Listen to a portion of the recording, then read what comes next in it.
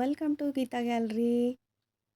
ಇವತ್ತು tasty healthy recipe ಕಡಲೆ ಪಲ್ಯ ಫ್ರೈ ಹೇಗೆ ಮಾಡೋದು ನೋಡೋಣ ಬನ್ನಿ. ಈ ಸೀಸನ್ನಲ್ಲಿ ನಮಗೆ ಕಡಲೆ ಪಲ್ಯ ತುಂಬಾ ಮಾರ್ಕೆಟ್ನಲ್ಲಿ ಅವೈಲಬಲ್ ಇದೆ, ತುಂಬಾ ಸಿಗುತ್ತೆ. ಕಡಲೆ ಪಲ್ಯವನ್ನು ಚೆನ್ನಾಗಿ ಬಿಡಿಸ್ಕೊಂಡು ಪೀಸಸ್ ಆಗಿ ಕಟ್ ಮಾಡ್ಕೊಳ್ಳಿ. ಕಟ್ ಮಾಡಿ ವಾಶ್ ಮಾಡಿ ಇಟ್ಕೊಳ್ಳಿ. ಒಂದು ಪ್ಯಾನಲ್ಲಿ ಎಣ್ಣೆ ಕಾದ ನಂತರ ಸಾಸಿವೆ ಜೀರಿಗೆ ಒಗ್ಗರಣೆಯನ್ನು ಹಾಕ್ಕೊಳ್ಳಿ. ಆನಂತರ ಈ ಕಡಲೆ ಪಲ್ಯವನ್ನು ಹಾಕಿ ಸ್ವಲ್ಪ ಅರಿಶಿಣವನ್ನು ಹಾಕಿ ಚೆನ್ನಾಗಿ ಫ್ರೈ ಮಾಡ್ಕೋಬೇಕು.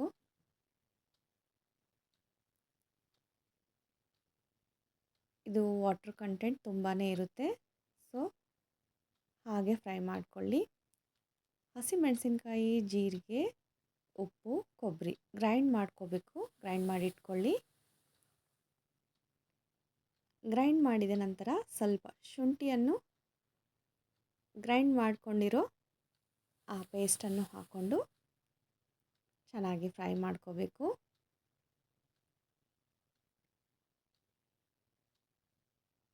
ಫ್ರೈ ಮಾಡಿ ಒಂದು 2 ನಿಮಿಷ ಬೇಯಿಸ್ಕೊಳ್ಳಿ.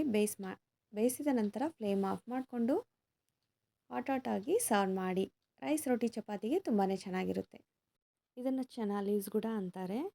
ಇದು ಇಮ್ಯುನಿಟಿ ಬೂಸ್ಟರು ಪ್ಲಸ್ ನಮ್ಮ ಬ್ಯೂಟಿಗೆ ತುಂಬಾ ಹೆಲ್ಪ್ ಆಗುತ್ತೆ. ಮತ್ತು ಶುಗರ್ ಇದ್ದವ್ರಿಗಂತೂ ತುಂಬಾ ಹೆಲ್ದಿ ಫುಡ್ ಅನ್ಬೋದು.